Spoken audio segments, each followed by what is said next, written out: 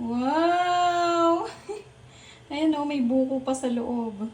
So dito guys, sa pan na wala pang apoy, maglalagay tayo nitong buko panda na condensed milk. Isang can.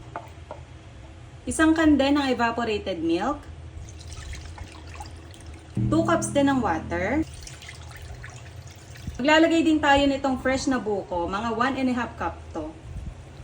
1 pack din itong gulaman na buko pandan flavor. At itong 1/4 cup na cornstarch. Yun lang yun guys, haluin natin. Haluin muna natin itong mabuti para ma-dissolve yung cornstarch at yung gulaman bago natin i-on yung kalan. Kung gusto nyo naman na medyo matingkad pa dito na pagka-green, pwede kayo dito maglagay ng food color. Pero sa akin, okay na yung ganito.